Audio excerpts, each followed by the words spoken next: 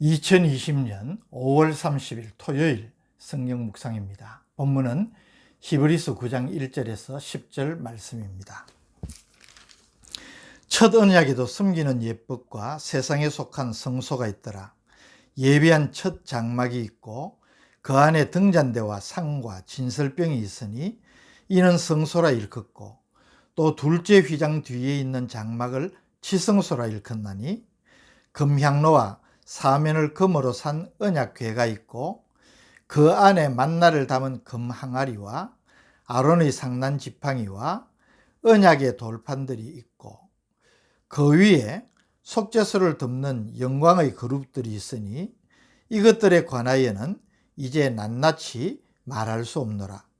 이 모든 것을 이같이 예비하였으니 제사장들이 항상 첫 장막에 들어가 섬기는 예식을 행하고, 오직 둘째 장막은 대제사장이 홀로 1년에 한 번 들어가되 자기와 백성의 허물을 위하여 드리는 피 없이는 아니하나니, 성령이 이로써 보이신 것은 첫 장막이 서 있을 동안에는 성소에 들어가는 길이 아직 나타나지 아니한 것이라. 이 장막은 현재까지의 비유니 이에 따라 드리는 예물과 제사는 섬기는 자를 그 양심상 온전하게 할 수 없나니, 이런 것은 먹고 마시는 것과 여러 가지 씻는 것과 함께 육체의 예법일 뿐이며 개혁할 때까지 맡겨둔 것이니라. 아멘. 앞장인 8장에서는 그리스도의 대제사장적 사역의 특성을 논증을 하면서 불완전한 율법에 의해 세워진 구약의 제사장들의 사역과는 비교할 수 없는 완전성을 갖고 있다는 사실과 첫 언약, 즉 옛 언약에 대한 새 언약의 우월성을 강조한 것을 우리가 살핀 바 있습니다. 이어서 9장에서는 첫 언약과 새 언약의 제사와 제물에 대하여 비교를 하면서 새 언약의 우월성을 논증하므로 히브리서 저자가 계속 주장하는 구약의 제사장들의 사역보다 그리스도의 제사장적 사역, 즉 중보 속죄 사역이 우월함을 거듭 강조하고 있음을 보게 됩니다. 먼저 저자는 첫 언약에 따라 제사와 제물을 드리는 성막의 위치와 구조를 설명해 줍니다. 1절, 첫 언약에도 섬기는 예법과 세상에 속한 성소가 있더라.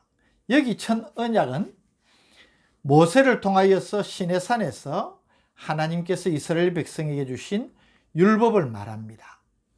이 율법은 도덕법과 시민법 그리고 의식법으로 이루어져 있는데, 하나님을 섬기는 예법인 이 제사법은 의식법에 속하는 것입니다. 성소는 구약시대 제사장들이 하나님께 제사, 즉 예배드리는 처소인 성막과 그 이후에 세워진 예루살렘 성전을 가리키는데, 세상에 속한 성소라 한 것은 완전하고 영원한 하늘의 성소에 비해서 불완전하고 임시적인 지상의 성소임을 나타내는 것입니다. 이 성막은 크게 두 부분으로 이루어져 있는데 성소와 지성소입니다. 2절 말씀, 예비한 첫 장막이 있고 그 안에 등잔대와 상과 진설병이 있으니 이는 성소라 일컫고, 여기 첫 장막은 바로 성소를 말합니다.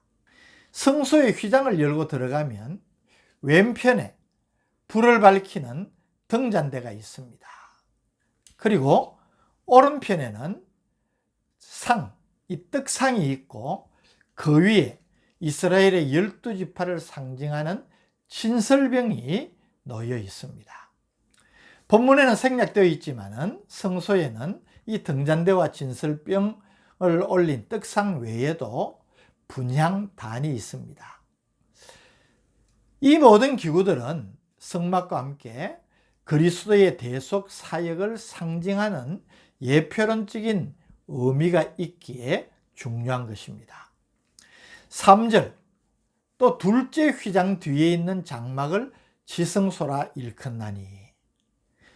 두 부분으로 나누어진 성막의 처음 부분과 두 번째 부분 사이에는 휘장이 있습니다. 이 휘장을 열고 들어가면 지성소인 것입니다. 지성소 안에는 중요한 의미가 있는 여러 기구들이 또 있습니다. 4절, 5절, 금향로와 사면을 금으로 산 언약궤가 있고 그 안에 만나를 담은 금항아리와 아론의 상난지팡이와 언약의 돌판들이 있고, 여기 금향로는 대제사장이 1년에 한 차례 히브리 원력으로 7월 10일 속죄일에 성소의 분향단에서 취한 불로 향을 피운 이 금향로를 가지고 지성소에 들어간 것입니다. 지성소에는 또 언약궤가 있습니다. 이 언약궤에는 세 가지 중요한 의미를 담은 물건들이 담겨 있습니다.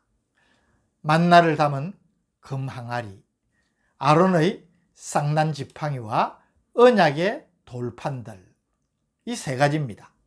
이거 우리 잘 알고 있지 않습니까?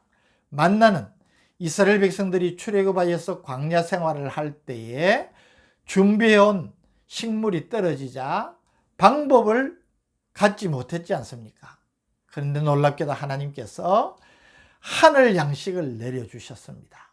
만나는 하나님의 은혜를 상징하는 것입니다. 아론의 상난지팡이는 무엇입니까? 인간들이 하나님의 권위에 도전한 것을 하나님께서 징표로 보여주신 것입니다. 언약의 돌판들은 두말할 것 없이 십계명을 기록한 돌판입니다. 5절, 그 위에 속죄소를 덮는 영광의 그룹들이 있으니 이것들에 관하여는 이제 낱낱이 말할 수 없느니라. 그 위란 언약궤 위라는 말입니다. 속죄소는 언약궤를 덮는 금으로 만든 직사각형의 뚜껑입니다. 이 속죄소는 하나님의 임재를 상징하기에 속죄소를 두 그룹이 그들의 날개로 덮고 있다는 것은 하나님의 임재의 상징인 속죄소를 보호한다는 의미가 있습니다. 이것들에 관하여는 이제 낱낱이 말할 수 없노라. 이 의미는 성소와 지성소, 그 안에 많은 기구들이 있지만 저자가 말하고자 하는 것은 이것들을 상세히 말하는 것이 아니라는 것입니다. 저자는 이 모든 것들이 새 언약의 모형에 지나지 않는 옛 언약에 속한 것이라는 것을 강조하고자 하는 것이라는 것을 말하는 것입니다. 6절, 7절, 이 모든 것을 이같이 예비하였으니 제사장들이 항상 첫 장막에 들어가 섬기는 예식을 행하고 오직 둘째 장막은 대제사장이 홀로 1년에 한 번 들어가되 자기와 백성의 허물을 위하여 드리는 피 없이는 아니하나니. 지성소는 특별히 구별되어 그 출입이 극도로 제한되었습니다. 제사장들도 항상 성소에서 모든 섬기는 예식을 행하고 1년에 단 한 차례 히브리 원력으로 7월 10일 속죄일에 대제사장만이 지성소에 들어가서 자신과 백성들의 죄를 속하는 제사를 드릴 수 있었습니다. 그리고 중요한 것은 이 대제사장이 한 차례 드리는 그 제사는 피 없이는 아니하나니, 즉 반드시 피의 제사를 드려야만 했다는 사실입니다. 피는 생명의 원천입니다. 그리고 죄의 결과는 생명의 소멸, 즉 사망입니다. 때문에 생명을 상징하는 피 흘림이 없이는 죄 사함을 얻을 수가 없다는 원리를 보여주는 것입니다. 그러나 1년에 한 번 드리는 그 제물과 제사로는 인간을 온전하게 하지 못했습니다. 8절, 9절, 성령이 이로써 보이신 것은 첫 장막이 서 있을 동안에는 성소에 들어가는 길이 아직 나타나지 아니한 것이라. 이 장막은 현재까지의 비유니 이에 따라 드리는 예물과 제사는 섬기는 자를 그 양심상 온전하게 할 수 없나니. 1년에 한 번 드리는 제물과 제사, 즉 구약의 제사장들이 드리는 제사로는 인간을 온전하게 하지 못하는 이유를 10절이 보여줍니다. 10절, 이런 것은 먹고 마시는 것과 여러 가지 씻는 것과 함께 육체의 예법일 뿐이며 개혁할 때까지 맡겨둔 것이니라. 무슨 말입니까? 세상에 속한 제물로 세상에 속한 성막에서 드리는 제사는 외적이고 잠정적이지만 육체를 깨끗하게 할 뿐 근본적으로 죄의 문제를 해결치 못함으로 인해 인간의 영과 육 전체를 완전히 회복시키지는 못하기 때문입니다. 때문에 옛 언약의 제물과 제사는 한시적인 것입니다. 새 언약의 완전한 제사가 오기까지 하나님의 백성들의 죄를 사하는 모형적인 역할을 담당하는 것이 옛 언약의 제물과 제사라는 것입니다. 이것은 아무리 좋고 성스러운 것이라 할지라도 땅의 것으로는 우리의 죄를 완전히 깨끗하게 할 수 없다는 사실을 보여주는 것입니다. 오직 예수 그리스도의 보혈의 공로만이 우리를 죄에서 자유케 하고 우리의 죄를 씻어 우리를 온전케 하신다는 이 진리를 믿으시기를 바랍니다. 때문에 예수 그리스도는 우리의 유일한 소망이고 우리의 유일한 구원의 길인 것입니다.